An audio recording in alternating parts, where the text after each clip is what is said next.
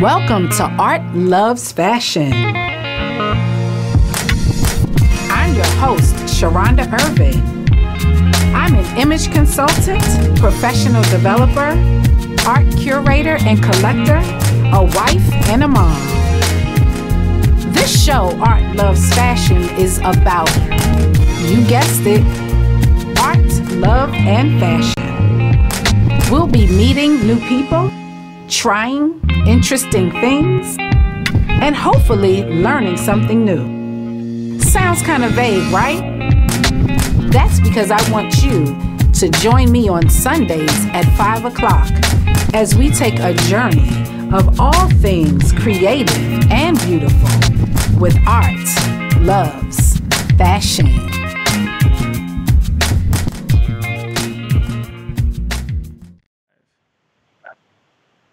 Hello, everyone. Happy Sunday and welcome to another edition of Art Loves Fashion. I am your host, Sharonda Irving, and happy hot Saturday. I hope you all had a great week. Today I have a very special guest, which I'll be bringing up in a few minutes. I usually like to start off the show with my guest, but today I'm going to switch it up just a little bit because I want to make sure that I am doing this in, I think, the correct order.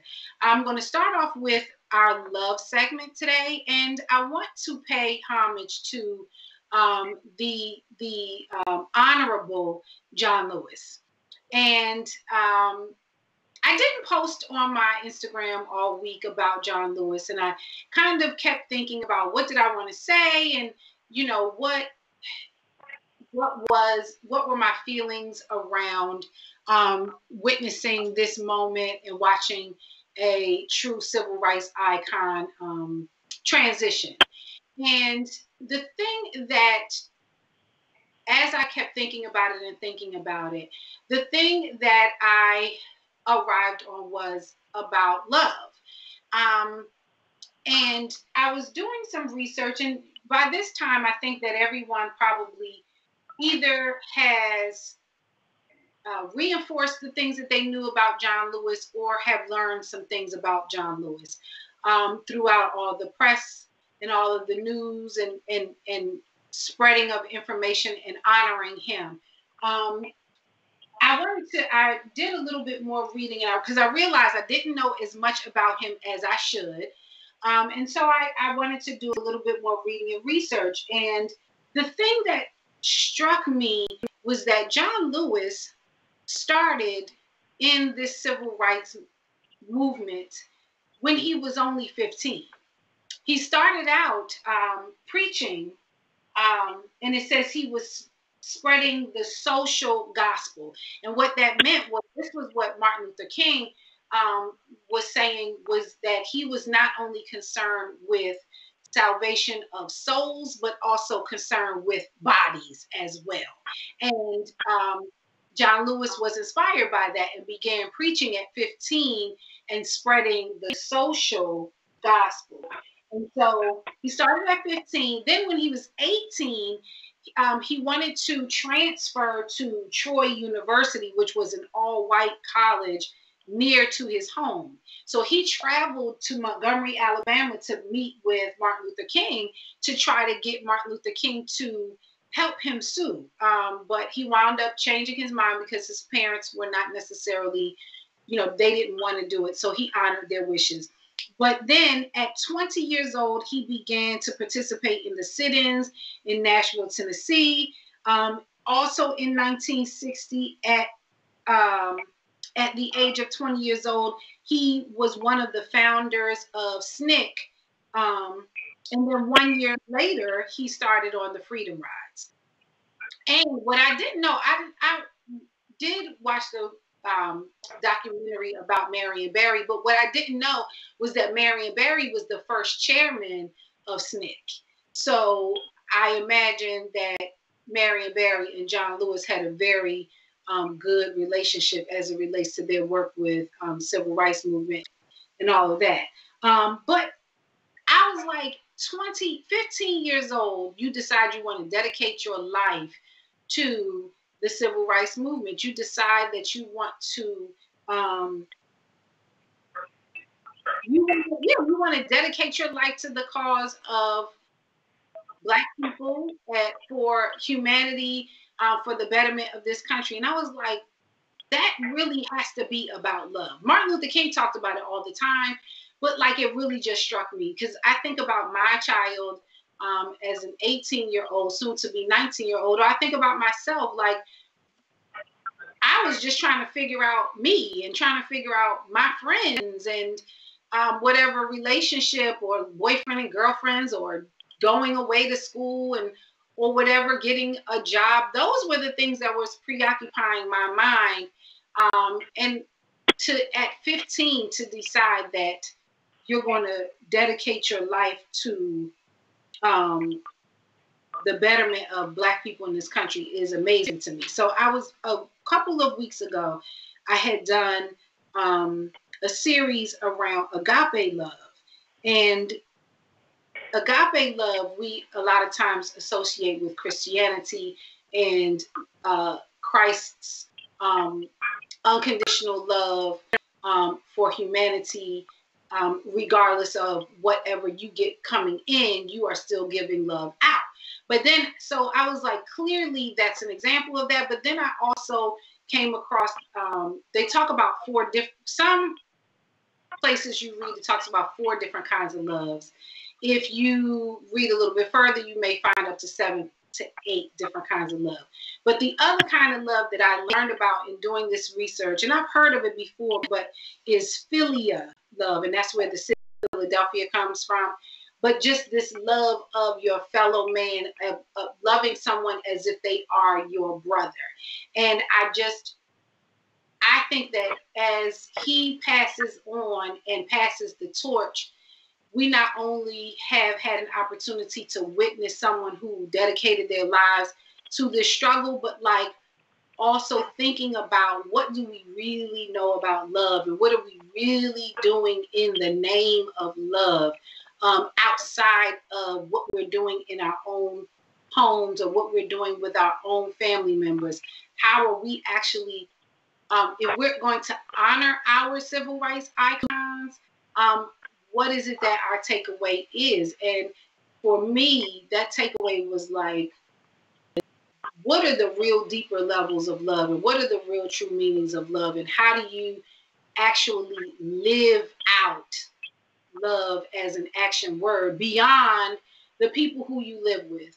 And so I just wanted to take a minute to just, I will be remiss if I did not take a minute to honor John Lewis, his contributions, and figure out what is it that we can take away, because we can't stand back and watch our leaders do the work as if we're watching a movie or like just being the recipient of all their work. We have to figure out what is it that we should be doing or learning or contributing based off of the example that they've set for us. So if you don't know what to do, figure out how to love more, right? And I think the other piece that I wrote down was that challenged me was that it talked about when we are thinking about those who we perceive to be our enemies, thinking about how do we figure out their perspective and how do we figure out that how do we get past assuming that their actions are purely motivated by hate on their side. Like, what is their motivation? So that challenged me, because in this aspect of love, in this aspect of agape love, like, we have to challenge ourselves to figure out what is the common interest? What are the things that are similar between us and who we may perceive to be our enemy, so that perhaps we can have that much more of an impact when we do our work. That's not to say that we're not going to do our work. That's not to say we're not going to continue to advocate and stand up for what we know to be right, but we're doing it not out of a reaction of hate, but out of a reaction of love and trying to find the connection. So again, That challenged me. I got to think about that this week. And I challenge everybody else to figure out what is that deeper level of love that you are putting into practice beyond your own intimate circle of family or friends. And so that's it. Rest in peace, John Lewis. Rest in power, John Lewis. And that's it for my love segment. So we're going to transition super quickly because we got started a little bit late today. We're going to transition super quickly. And I am honored to introduce my guest to the audience. If you are a Washington, D.C. native or have been here for long enough, you may know who she is. Her name is Cheryl Lofton of Cheryl Lofton and Associates. I want to make sure I say that right. I want to bring her onto the screen so that she can come and I asked her to come on today. Cheryl's title is, would you say, Cheryl, that you are a tailoress, or would you say that you're a tailor? Or is there a difference? And we're having some technical difficulty, so I may have to repeat myself. I was saying, is your title tailor or tailoress? Shonda, thank you so much for having me. First of all, that was a very beautiful tribute. I totally appreciate that. So, a little bit about me. I am a third-generation tailor. I'm a native Washingtonian, born here, educated here from kindergarten straight through college. So my grandfather started this tailoring business in 1939, and I got involved in 1981. Wow. So that's a little bit about me. I've been doing this for more than 40 years now, and I could not have picked a better profession at all. Cheryl, okay, can you hear me? Yes. Yes, I missed a little bit of what you were saying. You said your grandfather started this business in 1939? That's correct, 1939, right here in Washington, D.C. Wow, wow. And so then, so this is a family business? How many people are involved in doing tailoring? How many people involved in my business? Or just because if your grandfather, you have siblings, right? I do have siblings. I have only one living sibling now, right? He lives in Atlanta, and he also does have a tailor shop in Atlanta. Now, what I do have is a cousin here in D.C. who also has a tailor shop, really actually just less than 3 blocks from where my business is. My cousin has a shop there as well. So it's deeply embedded, profession in our family. Almost everybody in my family learned tailoring. It was just part of a rite of passage in our family. Everyone had to go through the tailoring shop during the summers when everybody else was playing. We had to learn tailoring. Oh, that actually was going to be my next question. How did you learn? So basically, that was just part of what you, before you go playing or before you go doing something else, you need to come over here and help out and get this lesson. Learn the business, right? No bike riding, no jump rope, none of that. Learn the business first and then play later. Okay. And you know what? I feel you on that. I had a great aunt who she wasn't a tailor. And I don't know what she would call herself. She could sew really well. A seamstress. I don't know if there's a technical difference. I'm sure there is. But when we were young, when I was small, she made me learn how to sew. And my sewing skills are basic. I can take care of what I need to take care of. But she was very much the same way. She worked in, when I was young, this is when the casinos first came to Atlantic City. And she worked in the Playboy Club as the person who would sew up all the Playboy bunny costumes. But back then, Taylor... the difference between seamstress and tailor. Just that much of a difference. I call myself a tailoress. It was a girl power move for me because everybody in the business before me was a male in my family. I was the first female to take over the business. And so, I wanted to be a tailoress. I didn't want to be a tailor. And because it was mostly a male-dominated business, I just wanted to give a little different title to myself other than tailor. Because, you know, a lot of times people walk in, they expect to see some older man with glasses on and maybe a needle in his mouth, and that's just not what I was. So I changed my name to Taylorette. Oh, wow. Now, when I think about that, and even what you're saying, back then, I feel like that was what some people, you know, the fashion industry maybe was not as inclusive. We still have a long way to go. But like the women who were, and the men who were tailors and tailoresses were like, also, that was part of the fashion community for our community.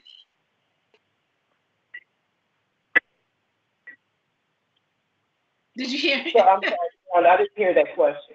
No, I was just talking about the connection between tailors and the fashion community from back then. Yes, yes. Okay, so you know, back years ago, of course, most people had their clothes made. There was not a really big market for clothes. So, you know, there was definitely a connection. Almost the thing about it, Sharonda, was just that mostly men took their sons to tailors and not their daughters. Okay, so women's tailoring was mostly done in the home by what was called a seamstress. Normally someone in the family was a seamstress, or you would go to your local seamstress, but not your tailor. So, you know, that's where the connection was. It's just that back then, women normally made clothes for women and men made clothes for men. But I knew how to do, I was taught to do both. Wow. Okay. I never thought of that. I never made that connection. And so one of the things that's so interesting to me, one of the things that I kind of want people to know, and I try to instill this with my clients, when we go to one of the great things about knowing a tailor, I'm always like, if you are a well-dressed individual, you have to have a tailor in your Rolodex or in your phone. That's right, absolutely. Everyone should have a tailor in their back pocket, I say. Because actually, what makes your clothes defined to your body is good tailoring. Because, you know, definitely we know that one size does not fit all. So when you go out and if you're buying clothes, that extra added tweak will make your clothes look like custom as opposed to off the rack, so that, you know, you're not in a situation where the clothes are wearing you rather than you wearing the clothes. So it's super important. Everyone should have a tailor or seamstress, whichever their choice is, to make sure that their clothes are tweaked to perfection. It's super important. It makes a difference in how people see you. It really does. And that's so, because you know that I'm as an image consultant, that's what I'm constantly talking about, how people see you. And difference between a garment that's just anybody can put that on to it being your own garment. And I tell people a lot of times, like the thing that I tell my clients is that when you're selecting your clothing, quality, cut, and color are the three most important things. And if you invest in good quality, if you need to revise the cut of it a little bit, it's worth it. So, yes, I agree with you 100%. Quality over quantity all the time. You can do so much more with one great black pair of pants in your wardrobe than whether, you know, as long as they're of good quality, than you can with 10 pair of ill-fitting black pants. You need one good quality pair that will take you from day to evening, from casual to formal. So, I see people one time and they have like lots and lots and lots of clothes, because sometimes I do wardrobe edits for people because they just are lost in their own closet. So I would always tell people that buy quality and have it altered to perfection. That's the best thing you can do for your wardrobe. Do you find that you have a specific age group of clients? Do you find that people who come to the tailor are a specific age demographic? No, actually, no, Sharon. For example, you know, so your husband, Scotty, right? I know Scotty very well. You know, Scotty was having his clothes tailored when he was 16 or 17. That's when we started together. coming to tailor back then. So no, it's actually what you taught. You know, people have to be taught that you need to have a good tailor, and the tailoring is a necessary thing to have. So I have people who I have done their prom clothes, and now I'm doing their wedding clothes. So no, it's really not age specific or gender specific. It's just educational. People have to be educated to know that they need to go have their clothes altered. Mm-hmm, mm-hmm. I was telling Scotty, and I mentioned this to you before. So one day, I was walking. I was going to the shoe repair, and shout out to Mr. Dukes. He's not there anymore. Down there, he was inside the Reeve Center, and I was, getting some shoes done. At the time, I was working with young people, and I was saying, Mr. Dukes, I was trying to help them learn how to start transitioning into the world of work. And I was like, Mr. Duke, do you ever take on apprentices and that kind of thing? And he was saying, people, he was saying no, because he was being, he used to like to get my goat, I will say. But he was saying, he noticed that as time changed, he felt like people no longer really kept things and fixed things. He felt like people were in this like throwaway. He's absolutely correct. Absolutely correct. Here's what I find with that. People who know quality and who have invested in clothes and good shoes, they do fix them. They repair them. They sometimes even restyle them. I have people who have clothes that had pleats in them, had the pleats removed because they know the quality of what they bought. Let's just say back in the day you bought an Oxford suit and it came with pleats. Well, Oxford suits cost a fortune and the fabric never goes bad. So people do come in and have them restyled, those who know quality fabric. But he's absolutely correct. I believe you're speaking about Mr. Duke. I also had experience with him as well. He's absolutely correct in that, we have kind of a wear it once and throw it away society that somehow came on us with this business casual look that came in. So people would just buy pre-fitted clothes, wear them until they fall apart, wash or and throw them away. So fortunately, we're turning that cycle around now. People are actually dressing back into quality clothes, thank goodness. And learning to appreciate the value of having a quality garment. Now, when you say quality, that's not to be confused with designer. Say that again. I said, and when you say quality, that's not to be confused with designer. No, not at all. When I say quality, I mean looking at how this garment is actually put together. I think that if you've been wearing, whether you've been wearing quality or not quality, you can look at the inside of a garment and know that it's put together well. Take, for example, the demise of the line pants. Now you can hardly find a pair of pants with a lining in it. Yes. Back in the day, it was unheard of for any woman and mostly any man to buy a garment that didn't have a lining that at least came to the knee. So when I say quality, it's in the details. It's not necessarily in the price, because you can get quality for a low price. It doesn't have to be expensive. You just have to know quality when you see it. It's funny that you say that about the lining, and I think that that's a good. First of all, that's a great tip, right? Looking at the inside of the garment, the way it is constructed. One of the things that I learned is when you're looking at something that has a pattern, you want to see how the pattern matches up at the seams. If things are all, askew. Absolutely correct. Right. If you're buying a plaid skirt, if those plaids aren't lined up, you don't need to buy that skirt.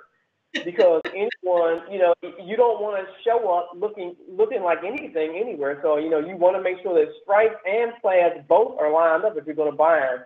That's Absolutely. One of the telltale signs of quality versus non-quality clothing. They don't care about whether it's lined up or not, or lined, period. Now, here's the funny thing.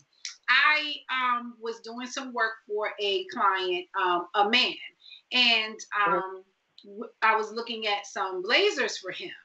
Now, in the high-end shop that I was in, it was a very expensive jacket. It was beautiful. The hand on the fabric was, I mean, just butter.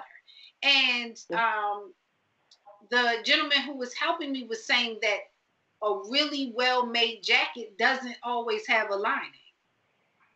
Absolutely. It does not have a lot. It doesn't need a lot. I mean, the one thing you want to look for is tick stitching on the lapels and things like that. But a lot of times when it comes to quality, less is better. This is what's going to take you through seasons and through different eras of clothing. If you go back and look at back in the day, let's just say back in the day on the 40s and 50s, right now, some of those same clothes can be worn today because they didn't have any bells and whistles on it. It was just a well-made suit of good quality fabric and high-end stitching. That's all that it takes. It does not take a lot of other frills to make it a quality garment. Matter of fact, it's more, the less you put on it, the better the quality. Mm-hmm. What he told me was, linings for men's jackets sometimes are used to hide the flaws on the construction inside the jacket. I was like, huh. So yeah, like that whole looking at the, I mean, I knew that you look at the inside of the garment, but I never thought about unlined. I had never gotten an unlined jacket for a male client before. So I was like, ooh, I just got schooled on something. Mm-hmm. So I actually agree and disagree with that. So, you know, you can find clothes that have half linings in them, right? And you'll notice that the seams inside are finished perfectly because that seams are going to show. But actually, if you're putting a lining in a garment, there's really no need. Matter of fact, it's not good if you finish it all professionally with all those surging stitches, because then those stitches can show through. When you have the garment clean, sometimes they will press down on that garment, and you'll be able to see that stitching, not the actual stitching, but the imprint of it on the outside of the coat. So some things do need to be lined. You don't want every kind of fabric sitting right on your body at all. So some things need to be lined. And so, yes, there are times when lining is put in to hide the inferior workmanship of a garment, but not always. Okay. So nowadays we're seeing a lot of debate, particularly around more focus on ways that we can clean up the planet, right? And so you're hearing a lot of talk about fast fashion. You're hearing a lot of talk about sustainable fashion, and then you're hearing talk about upcycling. What obviously we kind of know already, like, we're not into fast fashion because it's poor quality, poor construction. Every once in a while you may need a little piece just to kind of complete a look, but you want to avoid that being your skeleton of your wardrobe. But what are your thoughts around the upcycle movement and the sustainable fashion? Yes. Okay. So I'm 100% for upcycling, recycling, reusing, repurposing, all of that. Anything that helps us to save this planet, I'm all for it. I'm all for natural fibers. If you've been following fashion, I know you have, you know, they're using a lot now of 100% sustainable fabric. So like hemp fabric is one, more linens, things like that, things that are all natural and organic fabrics. So I'm all for that. I mean, I now do a lot of repurposing. There are a lot of people who actually are doing thrift store shopping and repurposing those clothes, even if it's just tearing that garment apart and remaking it into something that they like. Actually, what I'm wearing now, this is actually upcycled.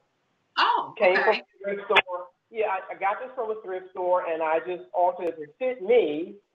It was a size 22, and so I just cut it down so that, you know, I'm not out buying new when I can just buy, you know, something I can just recycle and, you know, help save the planet in any way that I can. So I'm all for that. And so there's so much you can do with that, Sharonda. You can convert a man's coat to a woman's coat.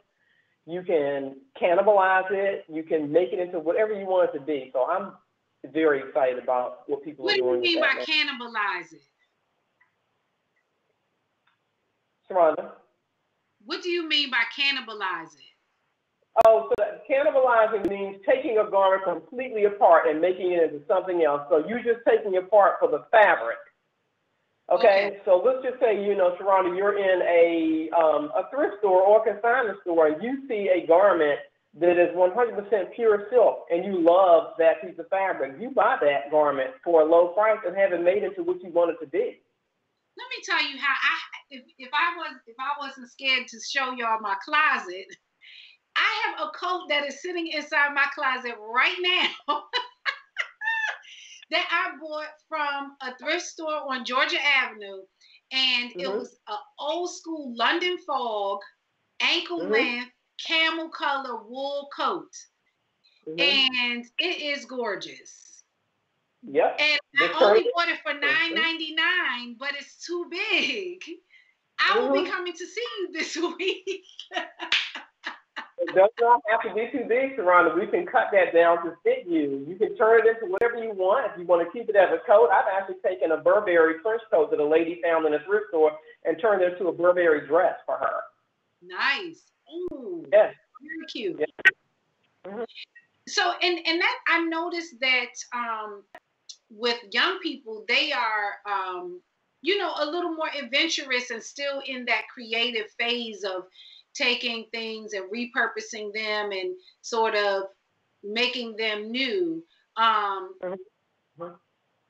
So I think it's good for older people to hear, like, you can repurpose a garment, and it doesn't necessarily mean that you're going to do something kind of like off the cuff with it. You can still stay if you have a more professional style or a more conservative style, you can still repurpose a garment and have it look the way you want it to look.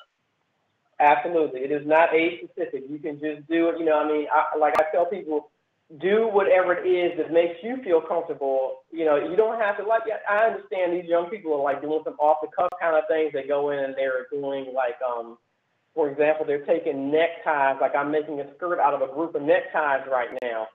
So that's kind of specific to young people doing that. But, if you're an older person, in my age range, especially, it's fine to go get something and keep it as that same thing, but get it cut down to your size so that it looks good on you. Yeah.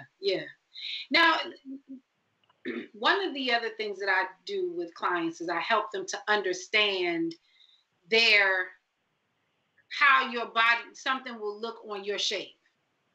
Now, when someone comes to you, do you have those conversations with them, or do you say, you said you want this in a whatever shape? You sure? Okay, I'll make it. Or do you incorporate some of those kinds of conversations with your customers?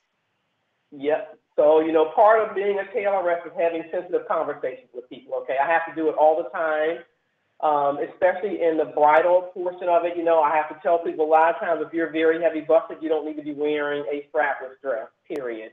If you are big in the middle, then you don't need to be wearing spandex, form-fitted garments. So I have very difficult, honest, frank conversations with my clients, because it's my reputation on the line. So I don't want you coming into my shop and bringing something in, and I'm sending you out here looking any kind of way when I could have saved that for you by being honest with you, saying, look, this just is not cut for you. It's not age appropriate. There's a lot of things that just aren't for everybody. Like I say all the time, one size does not fit all. It's not for everybody. Every style is not for everyone. So, yep, being honest is a part of being in this business. I love it. There's other people out here trying to spread the word. Like, you have to, and that goes back to those 3 C's of like cut, quality, and color. Like, if this cut of a suit or this cut of a dress or whatever is not necessarily going to be most flattering for you, let's talk about it, and we can do something else. You can still get the effect you're going for, but let's make it so that it is for you. Yes, anybody can look good. And when I say that, any body type can look good with the right direction. Like, you as a stylist, that's a part of your job as well, is to tell these people that let's dress you in what is going to look good on you, not what you saw looking good on a magazine. Because, you know, I can tell you how many people who want to bring me pictures of something that Beyonce has on, and I tell them, honestly, if you don't have Beyonce's body, don't expect that dress to look like that on you. It's just not going to.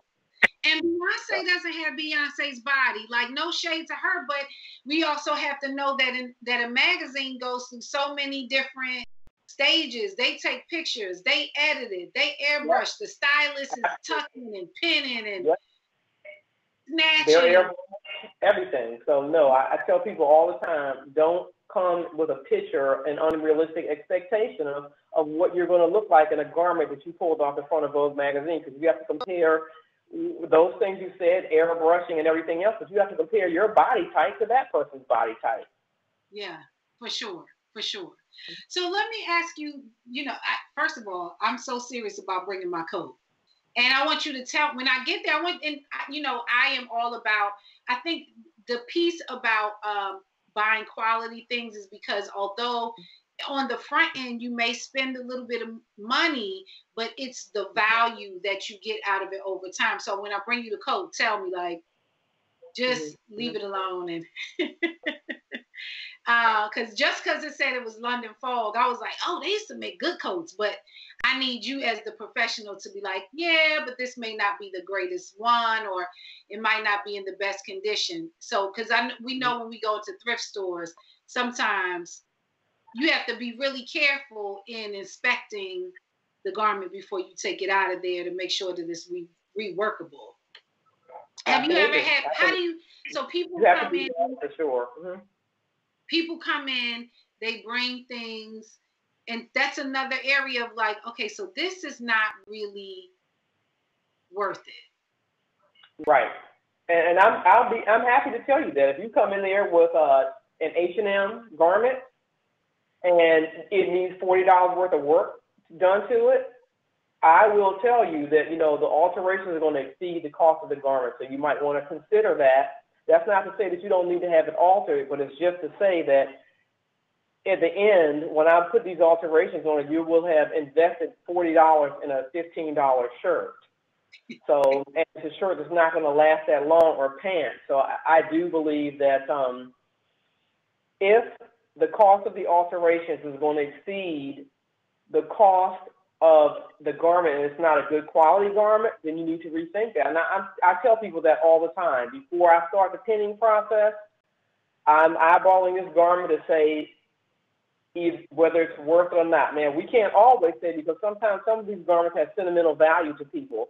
And so they want to invest anyway, and I'm fine with that. But I still have to be honest with them and tell them that the cost of the alterations will probably exceed the cost of the garment. So that at least, the expectation is set up front, and you're not, getting a bad Yelp review later about how much you charge for this garment that wasn't worth it. Yeah.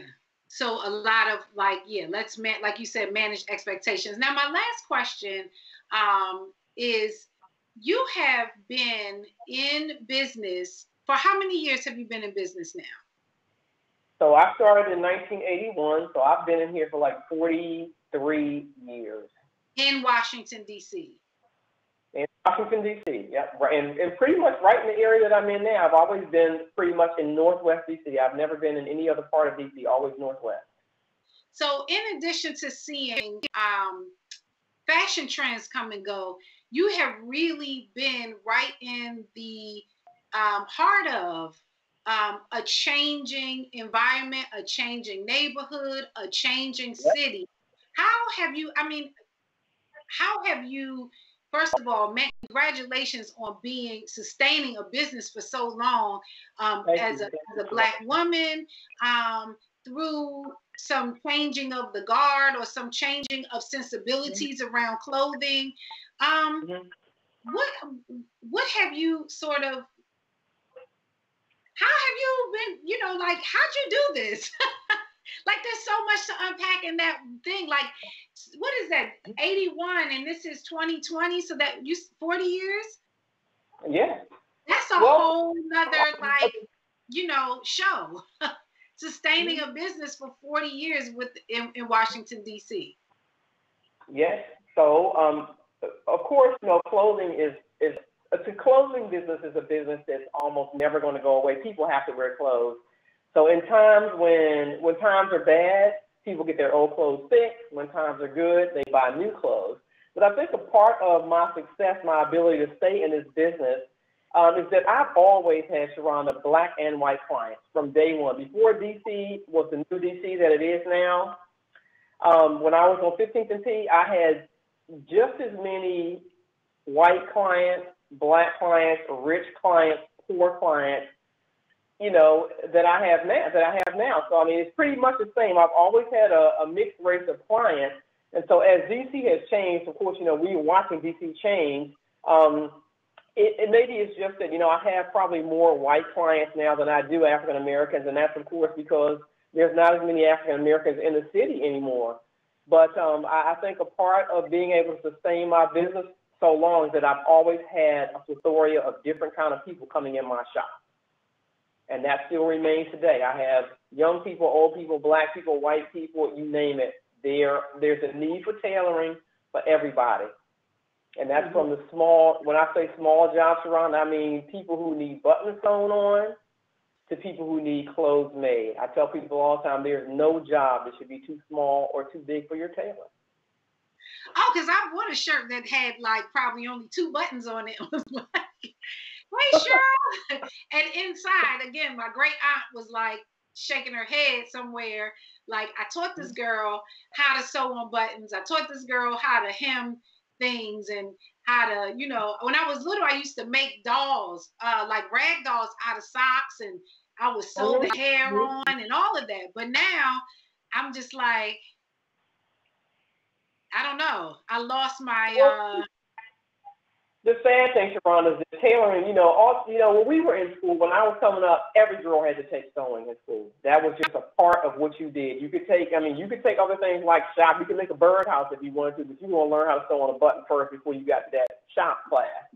So, I mean, it's just the way things have changed. There's no home economics in school anymore. And so women, men alike are not learning to sew. And actually, there's only one really good program here in the district, period, where you can learn to sew if you want to. So, I mean, no judgment on people who can't sew on a button, can't sew up their seam. They just have not been taught it anymore. They just don't teach that anymore. You are absolutely right, because I sure did have home ec. And I love it. And the funny thing is that our home ec teacher made all of the prom dresses for the girls. So she had a built-in clientele. Back in the day, your home ec teacher ended up being the person. Like, I went to Wilson High School, the home ec teacher there, she actually made prom dresses for pretty much all the girls who went to the school. Absolutely. And I bought you know what? So where do you go? Where can you go to learn how to sew? Because I have a sewing machine. Because I was like, I'm going to sit down and I am going to rediscover sewing.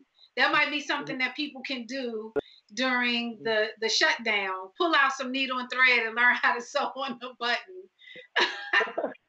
Well, we that with all the masks that are being made, right? Okay, people have been exploring their sewing capabilities. But there is, of course, G3 Fabric still teaches sewing classes. That's a bit of a hump, though, because it's all the way in Rockville. But there's a young man in the city named Jazz Piper. He has a program right up off of Georgia Avenue, and I will get you the information. I don't know it by heart. But he teaches tailoring, and at your own pace. If you want to come in and just say, look, all I want to learn is how to make a skirt, that's what you're going to learn from him. If you come in and say, I want to make a suit, he's going to teach you that.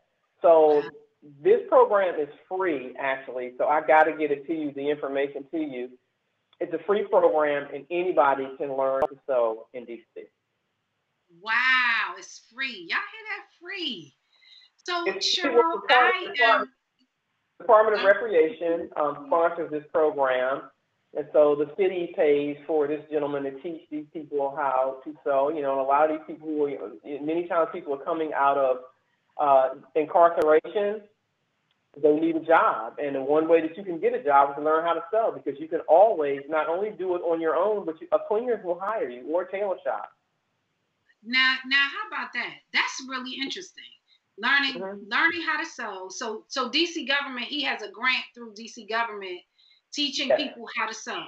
And so then you use that as your trade to learn how to repair clothing, and as you get better, you expand your offerings. That's I mean, amazing. if you That is just so sew great. buttons, honestly, you can make a living in DC. You just need to know a little bit about this business. I mean, there's little teeny, of course, people do crafts and things, learn how to just do crafts, you can do that. I mean, you can make a way. If you can learn to sew, you can make a way for yourself.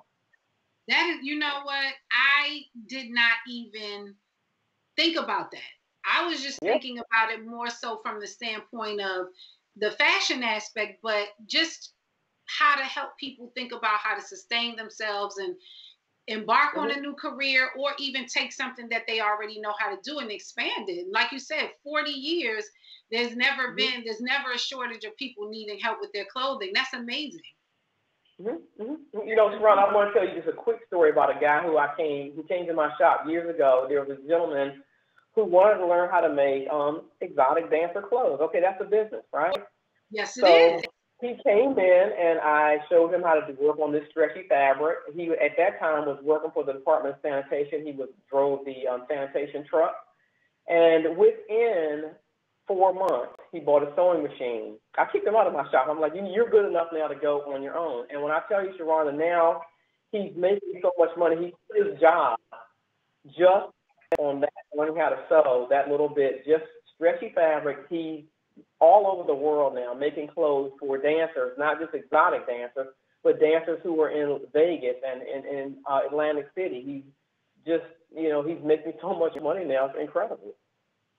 You know what? That's amazing to me. And I mean, I could completely see that, because I know somebody who's a makeup artist who does makeup for dancers, and she's making great money. Listen, that's incredible to me.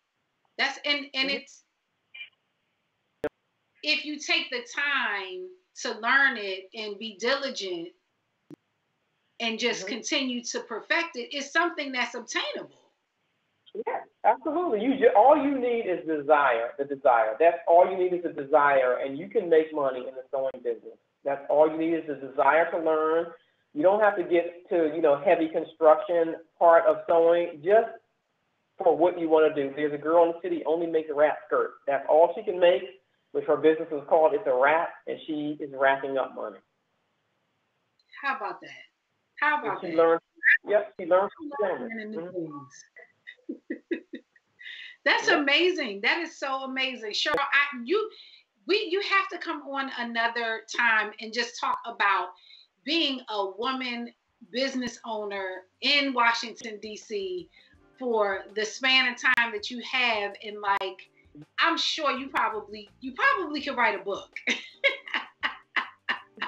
Well, I would love to come back. When I was excited about coming on this time, and I would love to come on again, because there's so much you can talk about in this business, and I'm very big on helping people get into this business. Yeah. Because no one has to be suffering for money. You can make money in this city all kinds of ways, Sharon. And so my give to the people, young and old, this city, is to tell them how they can do it in this city. Well, Cheryl, I appreciate you for coming on the show and sharing that. And so my takeaway is, y'all better get out here and learn how to sew some buttons. I'm about to teach a class. I just want you to know I'm going to do a virtual how to sew on a button properly class very soon. You know what? Listen, that and like how to hem something, because once that hem drops out your pants, it's not cute, and you don't have to throw your things away. You can just do a quick little sew, and you're back in business. But learn how to do your own basic. Trick bag to carry with us at all times, Ron. We need our little trick bag, so that's something else I'd like to talk about, is what you need to have in your purse at all times for these fashion emergencies. What you need to have in your purse? Real quick, what should you have in your purse for fashion emergencies? Okay, so you should always have safety pins. You should never be without safety pins, ever. Never. You should always have some safety pins hooked together in your purse. You should have hem tape. Just, you know, and I know a lot of people don't like hem tape, but an emergency hem tape works, okay? You always have hem tape, and this is the sticky type that you should just stick in between the hem of your pants, and it will stay up until you get home, okay? Mm-hmm. So you need to have a needle and thread for those emergencies. In your purse? In your purse, a little packet that has a needle and thread, some hem tape, some safety pins, and a little teeny pair of scissors. That's all you need. There it is. I'm gonna write that down because I do have safety pins almost always, but the other things I don't have. Put it back together for you, okay? Don't worry. They're in my closet. That's not where they need to be when the emergency goes down. Yeah, absolutely. So the well-dressed woman should have a little emergency kit in her purse of a needle and thread, hem tape, a tiny pair of scissors, and safety. Got that? There it is. You all heard it from Cheryl Lofton. And she knows what she's talking about, or she wouldn't have been doing this long and impeccably, I might add. And so I am so appreciative that you were able to stop by and spend time with us today. You guys, please follow her at Lofton Salon DC. But more than following her on social media, if you have anything that you need tailored, altered, repaired, reconstructed, go and see her. She is at, what's your address, Cheryl? My address is 719 T Street, Northwest, Washington, D.C. If you know where the Howard Theater is, you know where I am. I'm right there in that block. I'm just, you know, just by the Howard. It's easy to find, right across from Cleveland Elementary School. There you go. There you have it. Well, that is all our time today. Thank you so much, Cheryl, for joining me. Thank you guys for another Sunday of talking about all things beautiful and creative on Art Loves Fashion. Please make sure that you are following me on Instagram at Sharonda Irving, or following me on Facebook at Sharonda Davila Irving. You can see today's episode on Facebook, or you can go to my YouTube channel and catch today's episode and all the other ones at Sharonda Irving on YouTube. So I will see you guys next Sunday at 5 o'clock for Art Loves Fashion.